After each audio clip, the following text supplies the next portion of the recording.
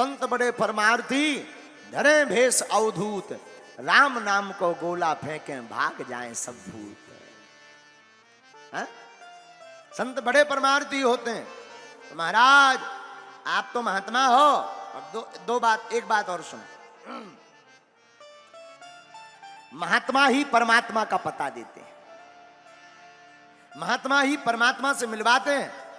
नारद जी बोले बेटा नहीं मान रहे, समझ गए पक्का चेला है। कान में मंत्र दे दिया, जाओ जपस्य परमो गुहुआ श्रूयताम में निप्रात्म जा। इस मंत्र का जाप करो, गोपनीय मंत्र है, इसका भजन करो। कहां जाकर के तुम आहा मथुरापुरी यमुना किनारे, वहां जाकर भगवान का भजन करो। इतना सुनते ही ध्रुव जी ने कहा जय हो गुरु जी, हाथ जोड़कर प्रणाम करके चल पड़े। प्रणाम किया और आगे बढ़े। और जैसे ही आगे बढ़े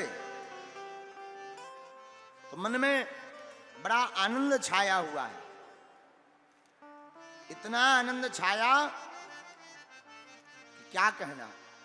जो मंत्र गुरुजी ने दिया था उसी मंत्र पर भरोसा कर लिया। देखो एक बात बोलें,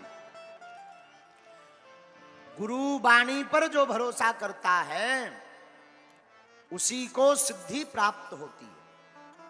तत्ताच गच्छ भद्रम ते यमुना यास्तटम शुचि, पुण्यम मधुबनम यत्र सानिध्यम नित्यदा हरे। यमुना के किनारे आकर के गुरु आज्ञा स्वीकार करके ध्रुव जी ने इतनी कठोर तपस्या की कि भगवान को प्रकट होना पड़ा। लेकिन एक शर्त और लगाई। बोले क्या? बोले भगवान की तपस्या कैसी करनी चाहिए ध्रुव जी से सीखिए। क्या की? पहले महीने में ध्रुव जी महाराज ने इकट्ठा भोजन नहीं त्यागा ना। त्रात्रांते कपित्थ बदरासन। ध्रुव जी ने पहले महीने में संकल्प लिया कि हम 3 दिन में एक दिन फलाहार करेंगे, सिर्फ 3 दिन में।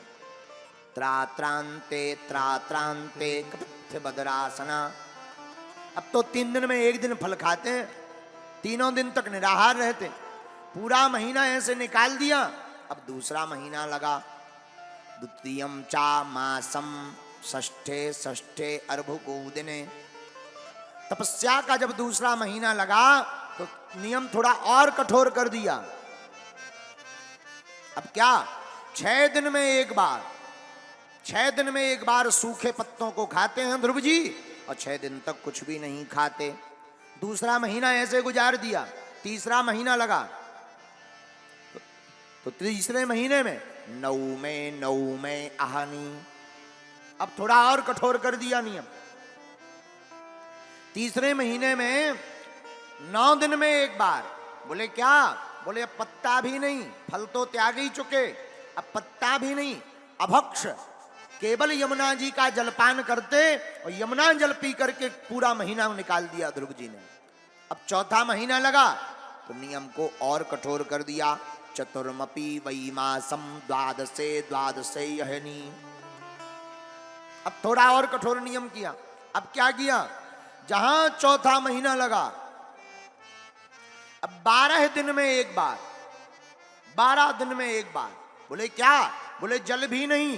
फिर बोले जल को भी त्याज्य करके 12 दिन में एक बार श्वास लेते हैं। ली और छोड़ी, और छोड़ करके फिर श्वास रोक करके रह जाते। 12 दिन बाद श्वास को खोलते हैं ध्रुव जी। आहा।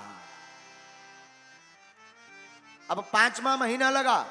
अब तो श्वास को भी रोक लिया, श्वास भी नहीं ले रहे। देखो ये है साधना। कई लोग भगवान की कथा सुनते हैं तो नियम ले लेते हैं कि इस बार नवरात्रि बिना जल पान के करेंगे। अब आज तक एकादशी रहे नहीं, सीधी नवरात्रि ठोक देते। पर होता क्या है, 1-2 दिन तो बढ़िया निकलते हैं, तीसरे दिन पता लगा हॉस्पिटल में ग्लूकोज का बोतल पा रहे हैं। बोलो सीताराम, जोर से बोलो सीताराम।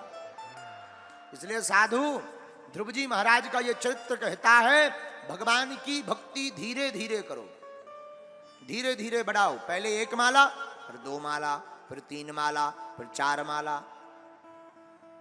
5वें महीने में तो ध्रुव जी ने कठोर तपस्या ली, एक अंगूठे के बल खड़े हो गए और अंगूठे के बल पर खड़े होकर श्वास को रोक लिया। संसार की प्राणवायु रुकने लगी। देवता भागे भागे भगवान के पास गए। हे सरकार, बोले क्या हुआ? ऑक्सीजन घट रही महाराज, क्या कारण है? भगवान बोले ऑक्सीजन इसलिए घट रही है कि हमारा एक भक्त श्वास रोककर हमारी भक्ति कर रहा। विष्णु भगवान ने कहा। देवता बोले महाराज जल्दी जाके दर्शन दो, वरना तपस्या वो कर रहा, टपकेंगे हम लोग, मर जाएंगे। आप जाओ, जितना भजन कम पड़ रहा हो हम लोगों का ले लो, पर जाके उनको दर्शन दो। हा। इतना जैसे ही कहा, सोई भगवान ध्यायान भगवतो रूपम, भगवान का रूप का ध्यान कर रहे हैं ध्रुव जी। सोई भगवान गरुड़ पर आरूढ़ होकर के भागे भागे गए और प्रकट हो गए ध्रुव जी के सामने। बेटा ध्रुव, ए बेटा ध्रुव, आंखों को खोलो। लेकिन ध्रुव जी महाराज इतने मस्त हैं अपनी आंख बंद करके कि कुछ सुन ही नहीं रहे। बोले कारण? बोले उनको अंतर आत्मा में, अंतर मन में भगवान का दिव्य रूप दिखाई पड़ रहा है। अब भाई जिसे अंधर दिखाई पड़ रहा हो वो बाहर क्या खाक देखेगा? हा? देखेगा तो वो बाहर जिसे अंधर नहीं दिखाई पड़ रहा। भाई पूछता कौन है? जिसे पता ना हो। जिसे पता होता है वो पूछता नहीं है, बताता है। हाँ जी या ना जी? तो ध्रुव जी महाराज आंख बंद किए। भगवान समझ गए हमारे भीतर रूप का आनंद ले रहे, इसलिए नेत्रों को नहीं खोल रहे। भगवान ने अंधर से अपने रूप को चुरा लिया। जहां चुराया सोई छटपटा गए ध्रुव जी, और जहां नेत्र खोले, अरे जो अंधर थे वही बाहर हैं। वाह, जय जयकार करने लगे। लेकिन अब ध्रुव जी बड़ी चिंता में पड़ गए। माता जी ने कहा था भगवान का भजन करना, गुरु जी ने कहा था भजन करना, मंत्र दिया, पर ये नहीं बताया कि भगवान आएंगे तो करना क्या है। नन्हे से बालक क्या जाने खाक, ना हम मंत्र जाने, ना पूजा, ना मंत्र, ना टोटका। अब क्या करें? भगवान तो दुविधा को जान गए। भगवान अंतर्यामी है। भगवान ने अपने शंख को लिया और ध्रुव जी के कपोलों से लगा दिया। कपोल मतलब गाल, गाल से लगाया। पर हुआ क्या? मूकम करोति वाचालम पंगुलंगयते गिरम इति कृपातमहं वंदे परमानंद माधवम।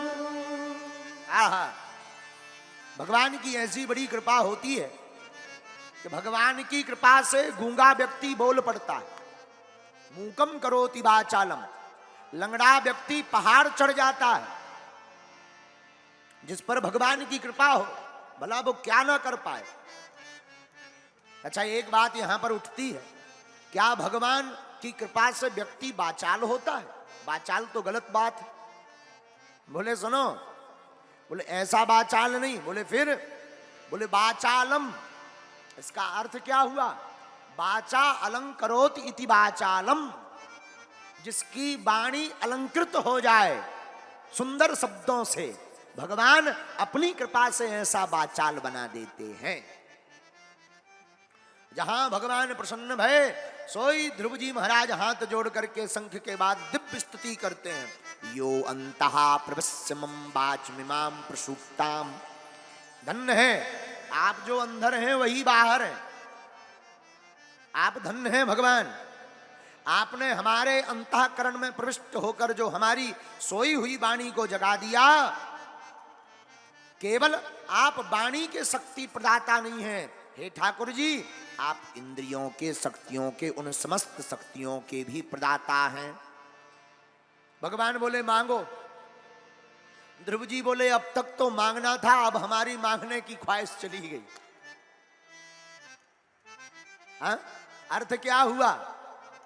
बोले जब तक जाना ना था उनको तो पता हम उनका पूछते रहे, जब पता उनका पता चला तो फिर अपना पता भी भूल गए। हाँ? जब तक उनको जाना नहीं तब तक तो बात अलग है, अब देख लिया, अब कुछ चाहिए नहीं। और बात भी अच्छी है, भगवान को पाने के बाद फिर बचता ही क्या है? समस्त साधनों के दाता अगर मिल जाए तो फिर क्या चाहिए?